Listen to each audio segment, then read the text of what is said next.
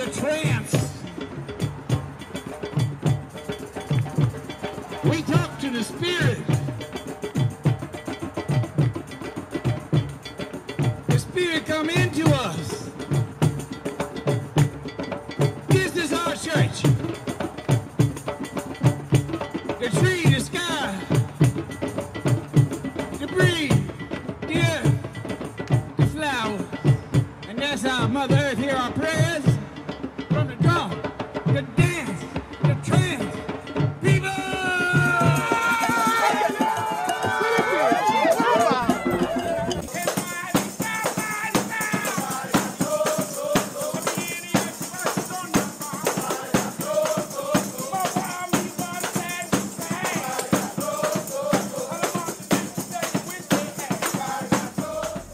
Philadelphia, city of brotherly love, home to the first U.S. Capitol, the site of Pennsylvania founder William Penn Holy Experiment. It would also serve as a home for the Religious Society of Friends, aka Quakers. Seeking asylum in America, Quakers first settled in Northern Carolina, New Jersey, and Rhode Island. Quakerism was birthed out of the Protestant movement. After fleeing persecution from the church, many found shelter in the New World, in Puritan colonies, where they would also be discriminated against. 1681, King Charles, the Black Boy King, would grant Penn the charter to what would become Pennsylvania. European colonialism was inevitable. Philadelphia would be the base that would change the landscape of American history forever. Quakerism wanted to establish religion, education, and also identity. Identity for the indentured, the slaves and indigenous tribes whom the Quakers attempted to govern, assimilate, and organize as a body politic and labor class in their own lands. Education would be established by Anthony Benezet, a wealthy Huguenot and Society of Friends member whose family escaped persecution and fled to the New World. He founded a school for Negroes. April 14, 1775, he and Benjamin Franklin founded the Society of Relief for Free Negroes. Even though their families were slave and indentured owners themselves, they advocated the abolishment of slavery and provided relief for free Negroes and Indians who would assimilate. The most powerful families in the colonies were melanated people of European origins. From the Stewart family, who founded the 13 colonies, the Slocum family, who Paul Cuffey derives from. Cuffey would advocate the indigenous tribes to leave America and to migrate to British colonies founded by Sierra Leone Company.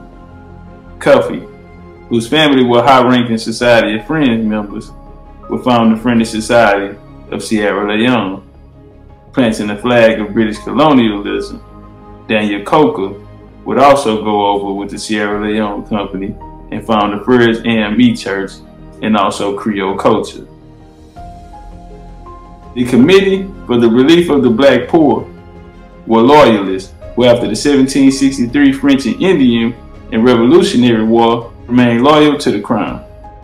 Most were Scottish, Irish, and Indians who were prisoners of tribal wars and also civil wars in Europe. They would migrate to Sierra Leone, the first British colony in West Africa. Another Black European family of status was the Allen family, the most powerful, a sister company to the British Sierra Leone, where they would be unsuccessful. 1830, prominent free Negro activists will organize the first National Negro Convention. The group will meet in the city of brotherly love, Philadelphia.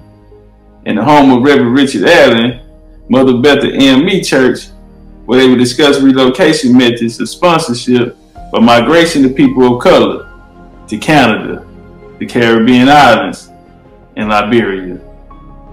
In the same year of 1830, Andrew Jackson Indian Removal Act, forcing the ancient southeastern Indians to relocate west of the Mississippi River. A series of wars would follow. In the late 1700s, Scottish Irish Indian agents interbred with southeastern tribes and formed their own governmental organizations under U.S. jurisdiction. President George Washington's civilization plan will complete the process to gain and maintain power over the tribes. This would birth the 5 civilized tribes. As the U.S. expands, the mixed-race tribes will sign false treaties, traditionally board the culture and customs of hunting, tracking, and food. Soul food, that is. And white Southern culture is called Southern cooking, which is Southeastern Indians' cultural food, also referencing Charles Hudson in the book published in the Midwest to be used as labor to build the U.S. expansion. This would become known as the Great Migration. 7. The Dawes Road. The Dawes Road would basically come in and reverse the 1866 treaties. Whereas before the land was given to the nation, now it will be individually allotted, which will allow the U.S. government to easily control who gets what and who gets nothing. The Dawes Road would also deem who will be considered Indian and who doesn't. If your family didn't sign up to the Dawes Road, then your family could never be recognized as an Indian by the descendants of former slaves owned by the Cherokee Nation are rejoicing. This comes after a judge ruled in their favor on Thursday in a lawsuit that stretches back to 2003. This is validation of who we are. We do have our rights to citizenship through the treaty, and that the U.S. government hasn't passed. We are the people of the trance. We talk to the spirit. The spirit come into us. This is our church. The tree, the sky, the breeze, the earth, the flower. And that's how Mother Earth hear our prayers from the